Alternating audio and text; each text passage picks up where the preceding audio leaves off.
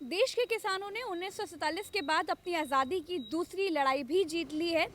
तो तीनों कानून थोपने वाली सरकार ने किसानों से माफ़ी मांगते हुए वो तीनों कानून रद्द करने का फैसला ले लिया है।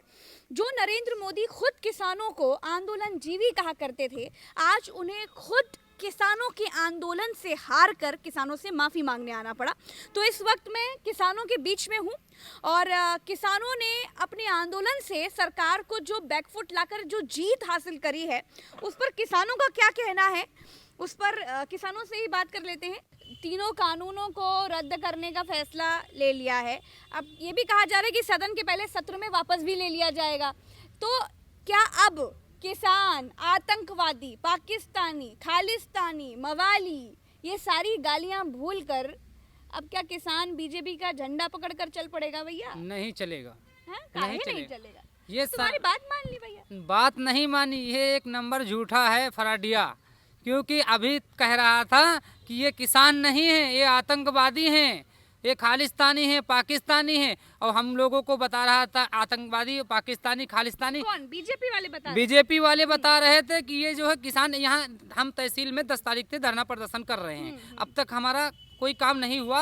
और बीजेपी वाला जो आता है पीला अंगोछा डाल के, तो बहुत अच्छी तरीके से ध्यान से देखता, कहते देखो कैसे चूतिया ये लेटे हुए धरना पे, इनका क्या होगा, कुछ नहीं, कोई सुनेगा नहीं, हंसते हैं, मजाक उड़ाते हैं किसानों की। तो किसान इनसे खुश नहीं, इनको वोट दोने का काम नहीं करेगा 2022 में।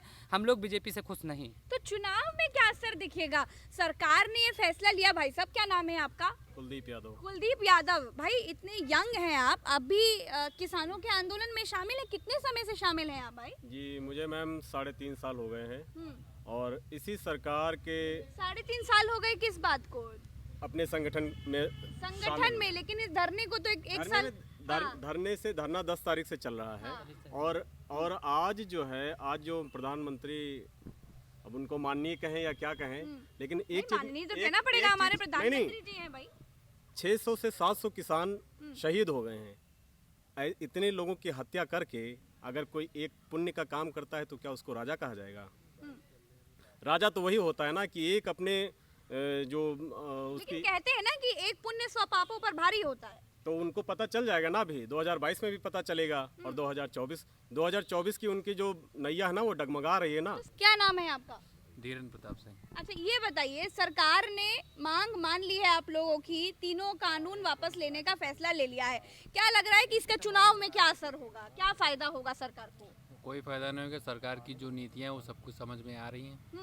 अब ये मांग नहीं करेंगे नेक तो नियत के साथ ही तो फैसला वापस लिया है, पवित्र मन से नरेंद्र मोदी जी ये ने। तो पहले भी कर सकते थे ना। इतने साल, 1 साल 2 साल से हम लोग बैठे हुए हैं। तो भाई साहब, देर आए दुरुस्त आए। नहीं, ऐसा नहीं। नहीं, ऐसा तो फिर कैसा है? दुरुस्त कहाँ है? अब जब लिख के देंगे, बताएंगे, घोषणा करेंगे, तब मानेंगे हम लोग। सरकार ने तीनों कानून रद्द करने का फैसला ले लिया है। क्या सरकार चुनाव से डर गई है? जी मैडम, पूरी तरीके से सरकार डरी हुई है, क्योंकि जो सरकार पिछले 14 महीने से आंदोलन चल रहा था और सरकार की कानों पर चू नहीं रहेगी।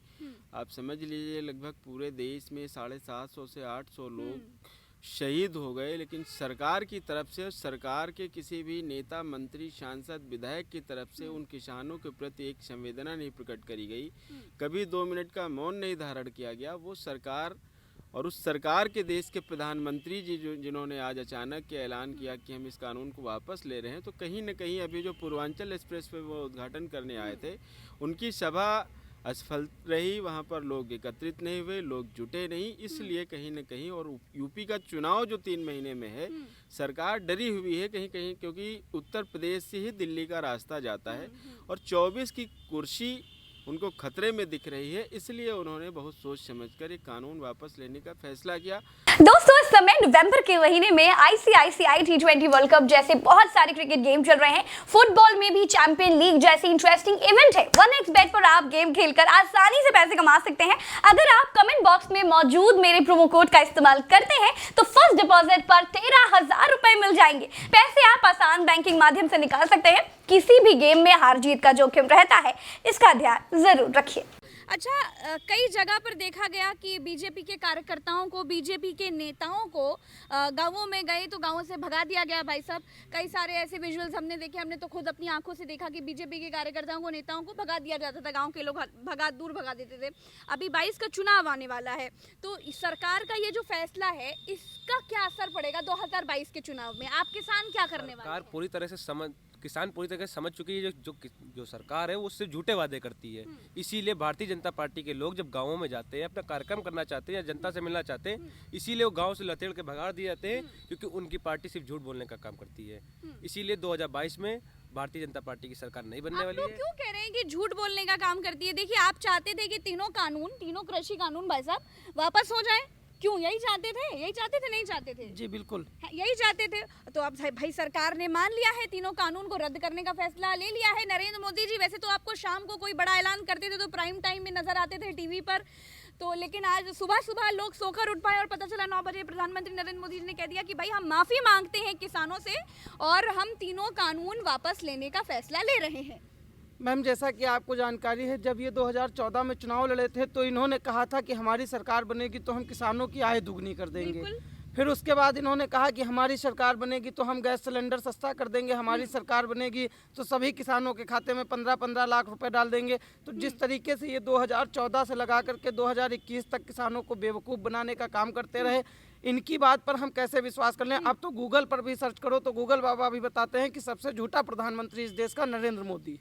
तो इस देश का किसान उनके ऊपर कैसे भरोसा कर ले जब गूगल ही बताता है कि इस देश का प्रधानमंत्री सबसे झूठा है।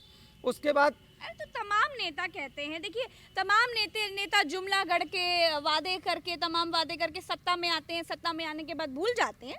मैम, तो इनसे ज़्यादा तो झूठा हमने जीवन में हमारी उम्र 21 साल हो रही है, हमको लगता है कि सन 2015 से हम समझदार हुए और पढ़ाई जिस हिसाब से कर रहे हैं, इनसे झूठा और इनसे ज़्यादा मूर्ख बनाने वाला प्रधानमंत्री इस देश में ना कभी हुआ है और मुझे नहीं लगता है कि आगे कभी होगा। भाई साहब, अब तो सरकार ने, नरेंद्र मोदी जी ने आप लोगों से माफ़ी मांगकर, ठीक है कोई बात नहीं, आंदोलनजीवी कहा आप लोगों को, लेकिन माफ़ी मांगकर आप लोगों के जो 3 कानून जिन्हें आप लोग काला कानून कह रहे थे वो वापसी लेने का फैसला ले लिया है। तो अभी भी नाराज़गी है क्या? क्या अब किसान बीजेपी का झंडा पकड़कर बीजेपी को जिताने का काम नहीं करेंगे क्या, कि खुश नहीं है किसान? मैम, सबसे पहले तो हम आपको कहेंगे कि प्रधानमंत्री जी जब तक दिल्ली बॉर्डर पर जाकर के स्वयं किसानों से माफ़ी नहीं मांगेंगे तब तक आंदोलन नहीं खत्म होगा, क्योंकि उन्होंने किसानों को पाकिस्तानी कहा, खालिस्तानी कहा, उसके बाद उन्होंने किसानों को जो है आतंकवादी तक की कह डाला।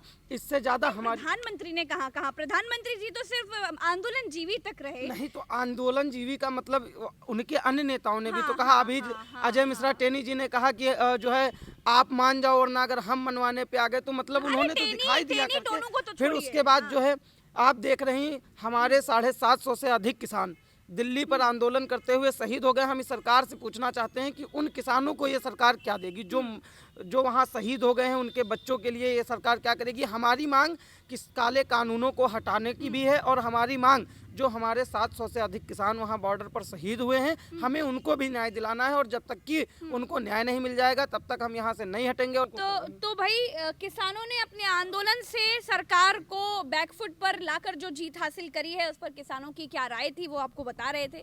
किसान अब भी नाराज हैं, क्योंकि उनका कहना है कि जब तक पूरी प्रक्रिया के तहत ये तीनों कानून वापस नहीं हो जाते तब तक हम धरने से नहीं हटेंगे।